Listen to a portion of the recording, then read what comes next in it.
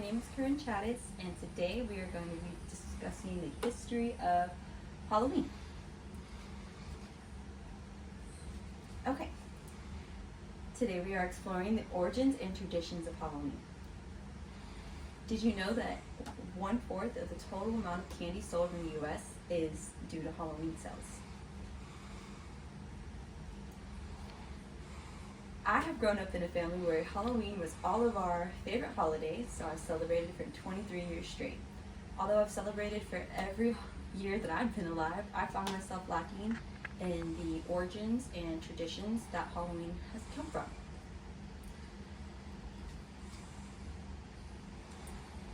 So Halloween in itself is 2,000 years old. The original festival was called Samhain. It's a Celtic festival that was celebrated over 2,000 years ago that was to mark the end of the summer months and the beginning of the fall and winter months. The Celts believed that it was a scary time for the Celts 2,000 years ago. They believed that on October 31st, the veil dropped between the living and the dead.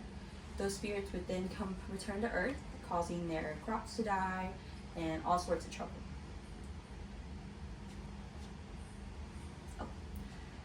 Along with causing the crops to die, Celts also believed that the veil dropping enabled their priests with the power to predict the future. Celts really gave these predictions. They were a real point of hope for them, as winter times were a very scary time. It was frequently associated with the rise in human deaths. So they gave these predictions. They were great points of hope for them and held on through the dark months. Typically, the Samhain celebration consisted of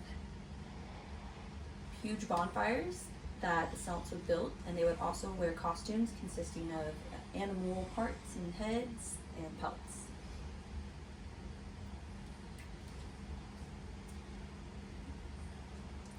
One of the points that I wanted to make was that we still currently celebrate Halloween in this way, although we don't call it Samhain anymore. We still dress up in costumes as part of the celebration on October 31st.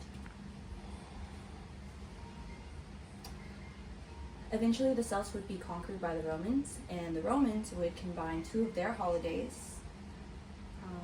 It was called Panoma and Paralia. Paralia was the celebration of the passing of the dead, more of a remembrance day for all of the Romans that had passed before them. And Panoma, which is pictured here, was a day to celebrate the goddess of fruits and trees.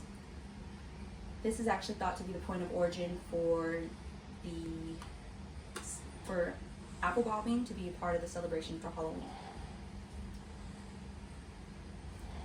Eventually, the Romans wanted to stop the celebration of non-Christian holidays and festivals, so they moved to rename the celebration of Samhain to be All Saints' Day, which would be on November 1st.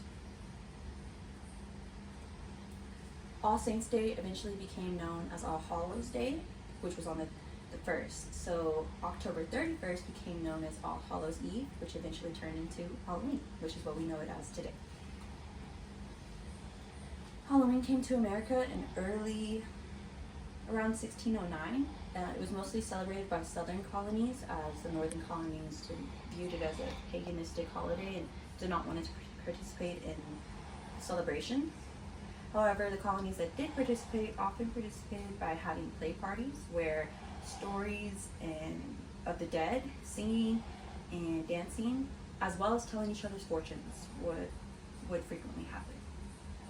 And that's a picture of celebration in early America. So initially in early America, Halloween wasn't necessarily as popular as was a harvest celebration. So harvest celebrations were frequently had consisting of the same things: play parties, storytelling, dancing, and singing. Halloween in itself really didn't become popular until European immigrants fled into America and began popularizing more of the celebrations that were held in the southern colonies that were popularly associated with Halloween.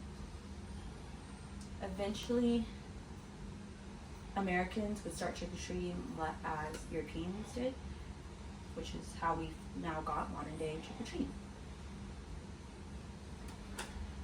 Halloween is most likely going to continue for years to come, as 2023, 78% of Americans that were surveyed said they did plan on celebrating, which is the highest number of participation in the last 18 years. So we can definitely count on celebrating Halloween for years to come.